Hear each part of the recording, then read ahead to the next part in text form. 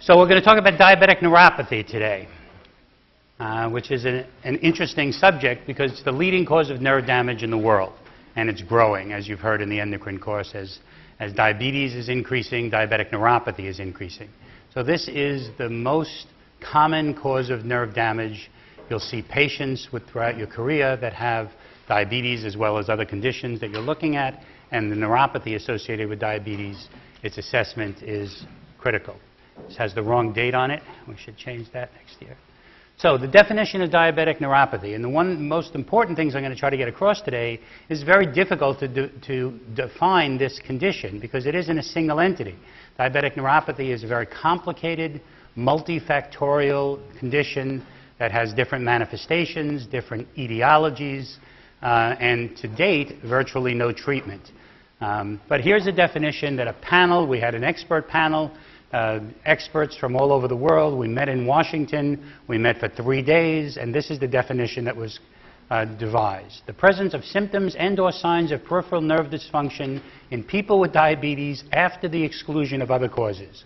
An incredibly crappy definition of a clinical condition. It's basically saying diabetic neuropathy is nerve damage when everything else is excluded. And it's not a very useful definition at all. The prevalence of diabetic neuropathy is, again, questionable or controversial.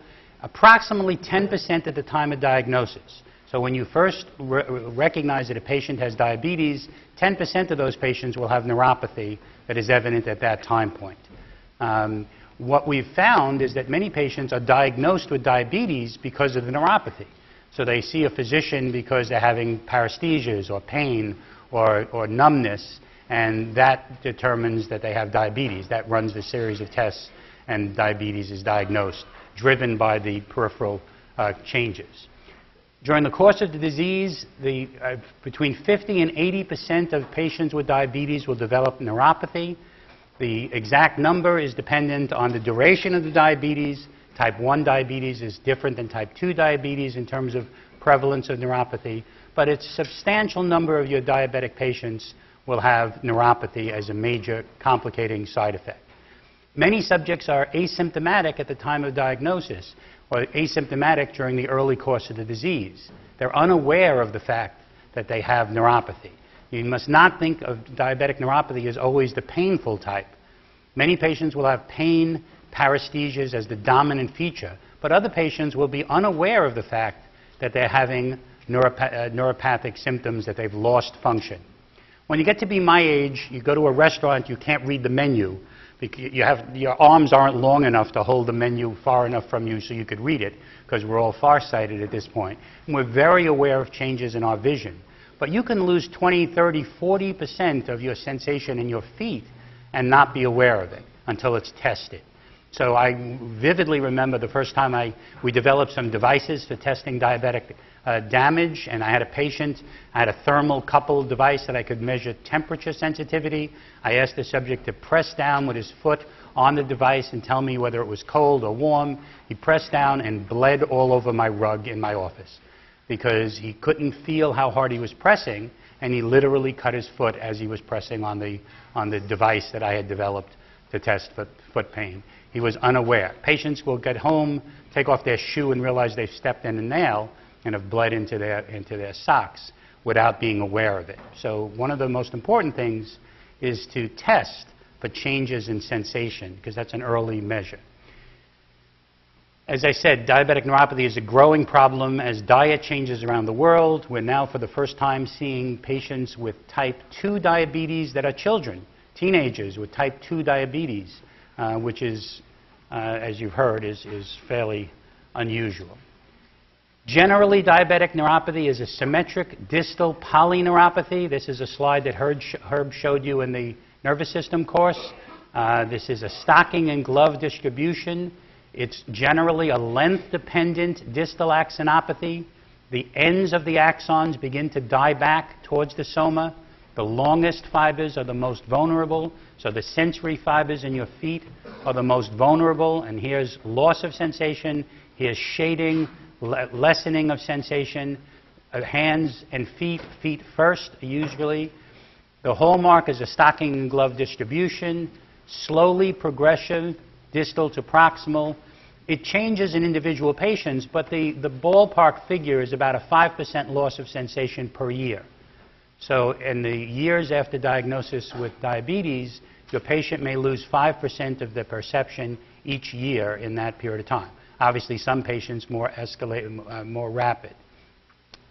Concomitant autonomic involvement affecting multiple organ systems, heart, kidney, gastrointestinal, and sexual function, is a critical aspect of diabetic neuropathy.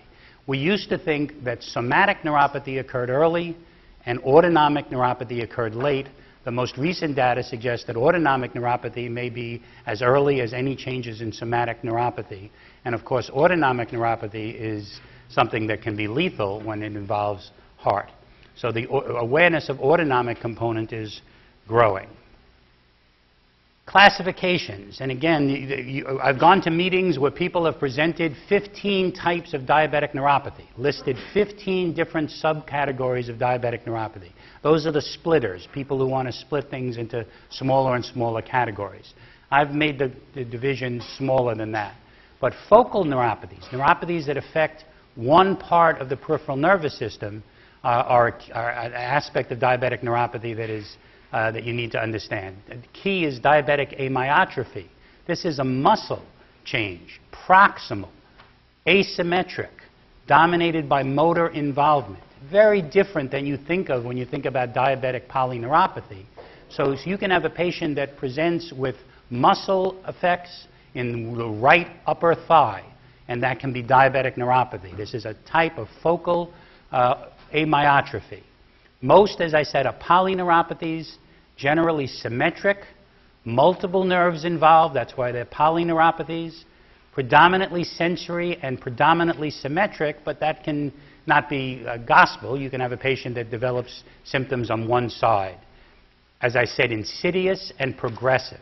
This is a slow grinding of the nervous system, gradual progressive loss of function in the polyneuropathy case. You can also have this condition, which is acute painful neuropathic syndrome. So some of your diabetic patients will have startling degree of rapid onset pain. Sudden, it often resolves, that is part of the painful neuropathy syndrome. So you have some patients that have this acute, sudden onset of pain. It doesn't have to be distal, it can be proximal, but that is a component of diabetic neuropathy that is recognized. This one it has a great deal of recovery in many patients. As I said, diabetic autonomic neuropathy is concomitant with the somatic neuropathies, lethal in some cases, affects multiple organ systems. And certainly heart is key, but digestive system, you'll have patients with nocturnal diarrhea, you'll have patients with impotence. Impotence is a side effect in men of diabetic neuropathy. One of the things that we talked about pain in the nervous system course, and I said pain, I said most sensory phenomena adapt, but I told you at that point, and I'll repeat it, pain doesn't adapt.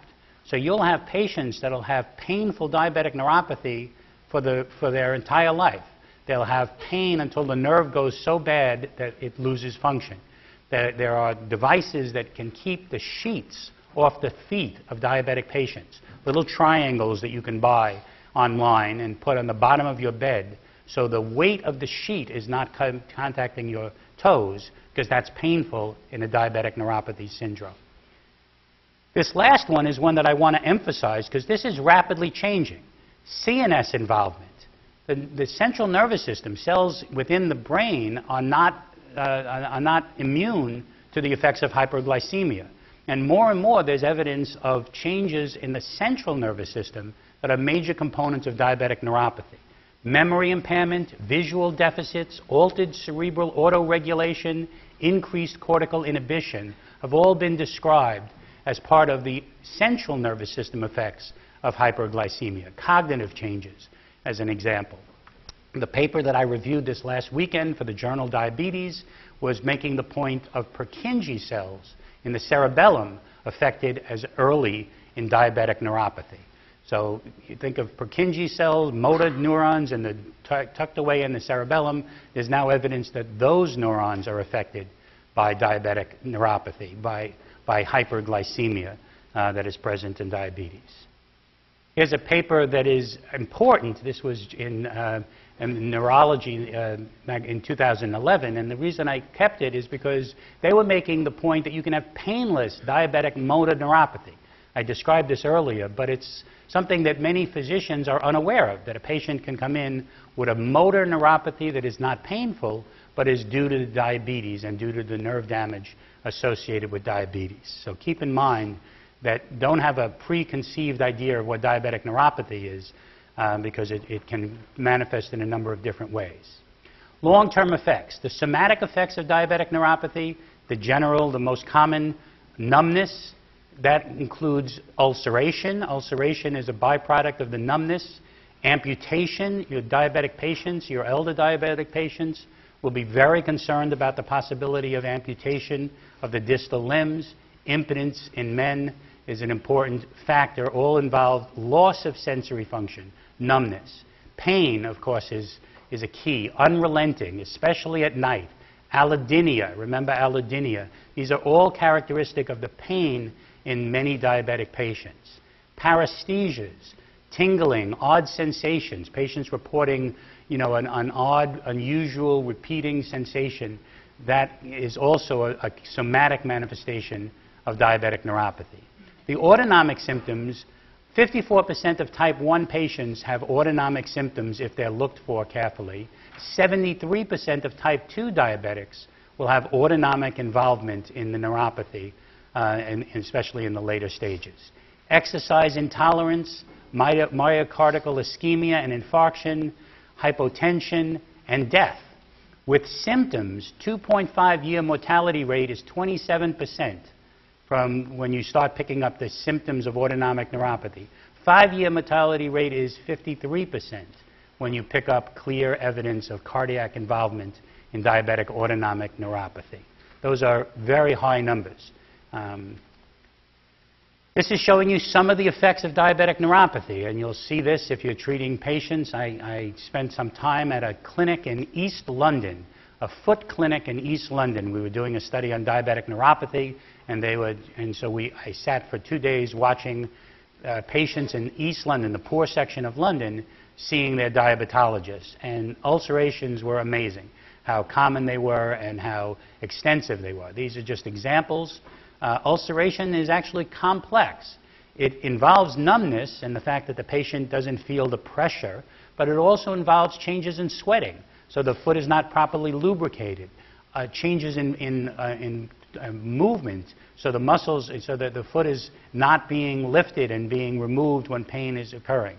So you can have patients and of course poor healing, which is a key element of diabetic neuropathy with a vascular component. So you get these difficult to treat and dramatic lesions on the foot. Again, it's not just numbness, it's a combination of some sweating changes, pressure changes, awareness changes, and the fact that the patient can walk all day long developing this damage and not be aware of it if they're numb. This is Charcot foot. This is a different type of side effect of diabetic neuropathy. 9% of patients with diabetic neuropathy have this condition. Charcot is the Charcot from Charcot-Marie Tooth disease that we learned about as a peripheral neuropathy. But Charcot went on and did other things, including define the Charcot foot. And this is swelling, can look like cellulitis, can be with little or no pain. You look at this foot and you think, my God, that must be painful. But patients can report this degree of deformity of their foot without a great deal of pain. Part of that is because they're numb. They have lost sensation in parts of their foot. This is bone fragmentation and subluxation that occurs here. And to treat it, you have to immobilize the foot entirely, and that is done for months at a time in some patients to treat Charcot's foot. This is what the nerve looks like in severe diabetic neuropathy. You recognize this. This is a cross-section of a distal axon, myelinated fibers, different diameters, different length. This is the same region in a diabetic patient. So here, this is severe. You have lost a substantial number of fibers. This is Wallerian degeneration. The distal ends of the axon have actually died and are gone. They've been treated by reactive gliosis, so they've been removed, the byproducts have been removed, and you're left with a very small number of functioning axons in the distal foot. Here's an example where you can actually see the damage occurring. You can see the myelin splitting off, the changes that occur as part of the neuropathy. The earliest measures of neuropathy, though, are here. This is a node of Ranvier. You're aware of that. This is saltatory conduction. In the very early stages, you'll see this type of change. Here's a widening of the node. The area that is going to generate the saltatory conduction is wider. The ions that are normally anchored right to either side of the node have begun to spread out. So the functional aspect of the nerve is still there, the axon is still there, but it's not functioning at a very high level. This is early diabetic neuropathy. This is late diabetic neuropathy. So one of the major factors, one of the problems in research in diabetic neuropathies is that it's a multifactorial disease. There's no single cause of diabetic neuropathy, as I'll try to show you. But one of the most important things that have been identified, this was out of the Mayo Clinic, Peter Dick published a series of papers in which he talked about thickening and reduplication of the basal lamina surrounding the blood vessels. So a vascular component, loss of blood supply to the nerves, loss of oxygen to the nerves as part of the early process involved in diabetic neuropathy. And here you have a swollen dystrophic axon. This is in an autonomic nerve, this is in a somatic nerve. But clearly vascular is one of the major components. But I need to show you this. This is published, researched, thought through, and justified mechanisms involved in the pathogenesis of diabetic neuropathy. Deficits of endoneurial blood flow, modification of proteins by glycation and glycosylation, altered metabolism of fatty acids, increased flux through the polyol pathway, aberrant phosphorylation of neurofilaments, altered axonal transport, basement membrane reduplication and pericyte degeneration, reduction in nerve trophic factors, oxidative stress, altered protein kinase C, mitochondrial superoxide overproduction. This is here at Einstein, very important study that's done, that was done here. Those are just a partial list. All of those factors contribute to diabetic neuropathy. They all have demonstrated involvement in diabetic neuropathy. So the point is, it's not a single entity. It can show up in a lot of different ways. It can have a lot of different underlying causes.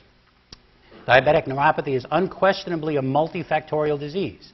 It's a disease that is not caused by a single entity, a single cause. It has multiple causes. Each of the mechanisms that I talked about may contribute to the genesis.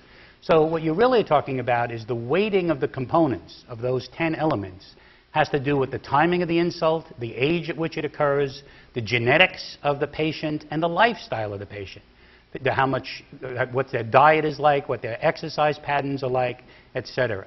So think of 10 or 20 different elements that can contribute to diabetic neuropathy, and the fact that the individual patient, that weighting is due to genetics and lifestyle and age. Here's an example of the papers, of the studies that have been done. These are multi-center clinical trials that have been done in the last 10 years on mechanisms trying to treat diabetic neuropathy. One of the most aggressively researched areas because there's a fortune of money to be made by the drug companies. Diabetic neuropathy is remarkably prevalent. So if you had a treatment for diabetic neuropathy, you'd have a home run drug. So many companies have gone after this. This is a partial list. And I just quoting the types of things that have been targeted to work. The polyol pathway has a whole bunch of attempts. Polyol pathway converts sucrose to fructose eventually. Blocking that was thought to be an excellent possibility of preventing diabetic neuropathy. Hasn't worked yet. This was a study we did recently here in Einstein.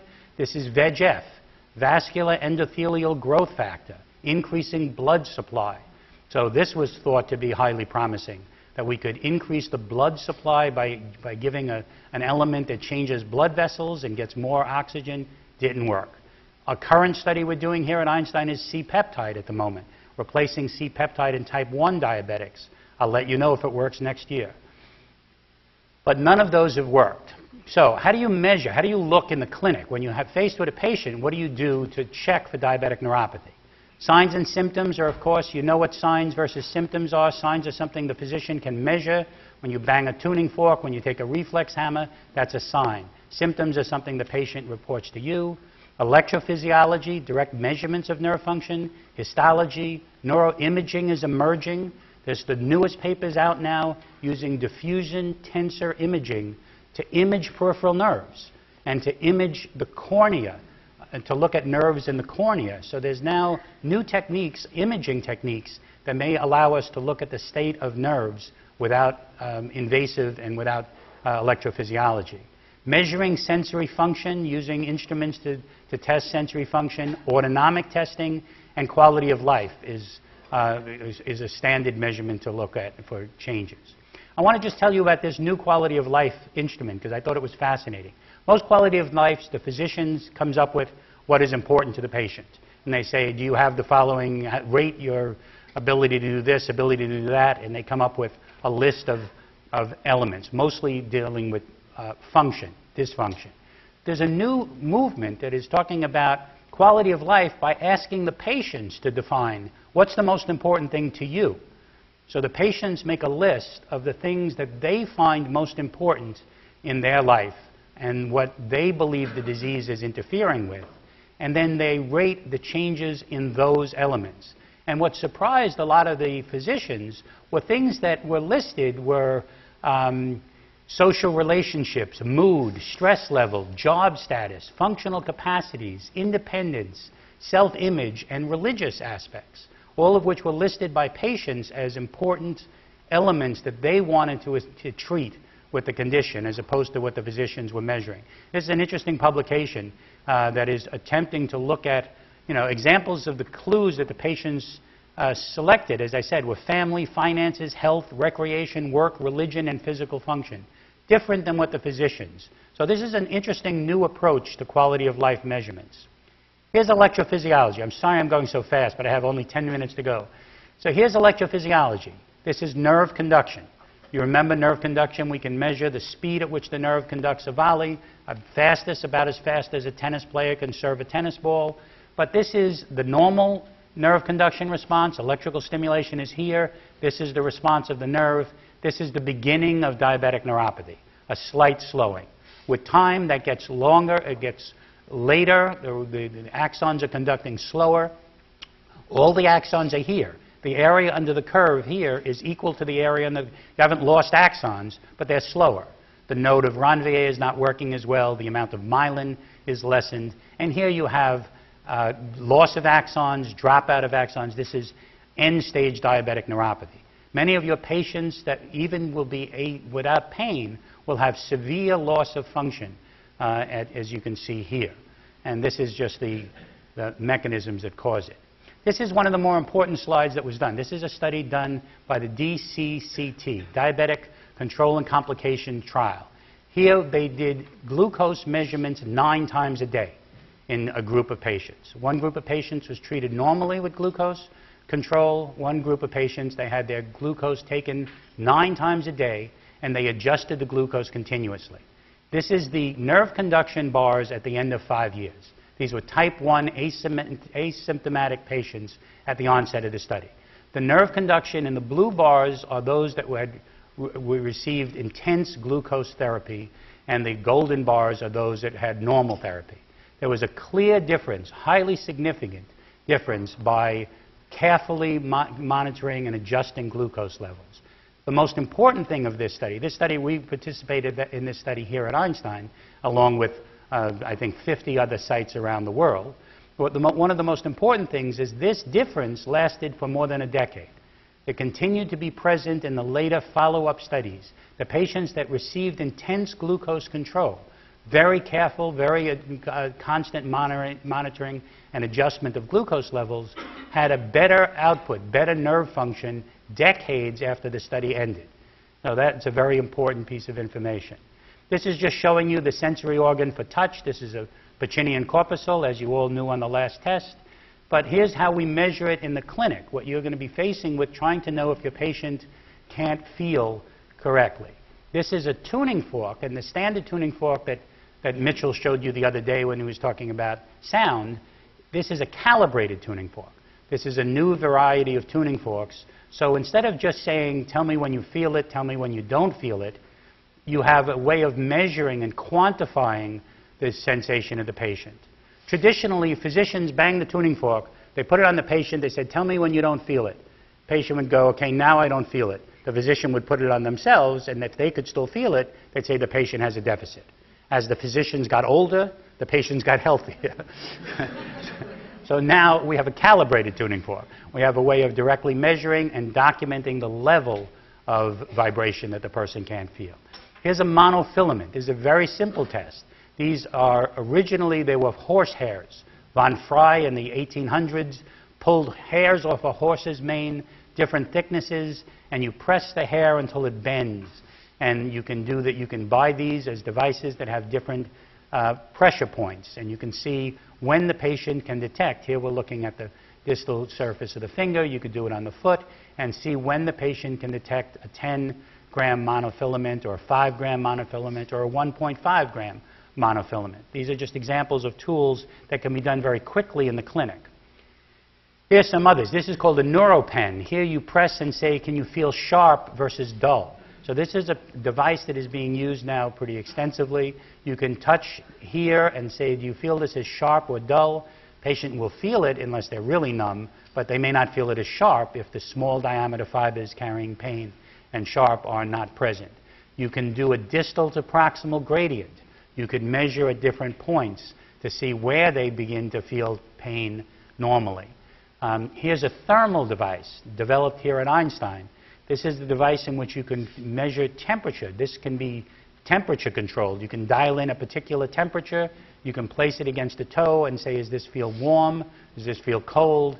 You can change the temperature and determine when the patient can feel first that it's cold or warm, different receptors for cold and warm, and you can change this in steps that are very fine to see if there's a loss of sensation and where on the foot or where up the leg that loss occurs. This takes time to do these tests. I presented this at an American Diabetes meeting once. A very nice set of pictures, very nice set of ways to do the testing. And a young physician in the audience raised their hand and said, I have 15 minutes to test the patient. They said, I'm lucky I get their shoes off. You mean in that period of time. So I don't want to minimize these. But these are ways you can test simply and rapidly for small fiber function, pin and temperature, large fiber function, vibration and pressure. This is a new technique that is emerging and developing and being seen. I showed you this in our class. This is a skin punch biopsy, an epidermal punch. You take it with a very small punch biopsy mechanism. You pull out a millimeter of tissue in a circle, not very painful for the patient, recovers, fills in, but you can actually measure the density of fibers in the skin. These are the distal ends of those nerve fibers. So you can actually look at, this is a normal control. You can see all these nerve fibers innervating the skin. This is a diabetic patient where there's loss of those fibers. So there are centers around the country, around the world now, that can quantify this, provide you with a feedback as to the degree of distal axonopathy in your patients. And here are neurologic signs. So the available tools for neurologic signs, this is a partial list. These are 5 different devices that have been developed as a device to test for signs of neuropathy. One of which was developed here at Einstein by myself and Herb Schaumburg, but other devices at Michigan, Toronto, Johns Hopkins, Mayo Clinic are all tools that you can use and apply sets of questions, sets of measures that can give you a quantitative score of the patient's degree of neuropathy and the nature of the neuropathy. What they have in common is multiple modalities, small and large diameter fibers, sensory and motor assessment, uniform instruments, bilateral assessment, and distal to proximal gradient. All of these instruments and some newer ones have that in common. This is the last slide, exactly at 10 o'clock or 9 o'clock. I love this slide. This is a Japanese study. One of the studies that showed improvement in diabetic neuropathy is an early study, and this is called a spider web graft. These are multiple measures This is numbness, this is hyperesthesia, this is heaviness of the foot. I love this one. Only the Japanese would come up with a term which is the sensation as if walking on an uneven road. It's like a haiku, you know, that you're measuring the patient's ability. And what you're looking at here is the original level of deficit. This is the outside, and then after treatment, each of these symptoms got better in this particular study. So here's a way of documenting that which symptoms got better and the degree that they got better and the pattern across multiple symptoms. As I said, diabetic neuropathy is not a uniform, simple to define circumstance. So here, these are all somatic symptoms. You can also do this with cardiac symptoms. This is a way of displaying change over time, a spider web distribution graph. So I hope I covered a couple of important points. Diabetic neuropathy is common, it is pervasive, it can present with pain, startling pain, it can present without pain. It can be proximal, mainly it's distal. It can affect the central nervous system. In your career, there'll be more and more discussion of CNS effects. Cells in Purkinje cells in the cerebellum, or cortical cells, cognitive changes that are part of the hyperglycemia effects on the brain. That's an important point. Ways of diagnosing it include instruments that you can look for somatic changes and autonomic, the awareness and treatment of autonomic components of diabetic neuropathy. I can't emphasize enough because that is a lethal, potentially, aspects of the disease. Thank you.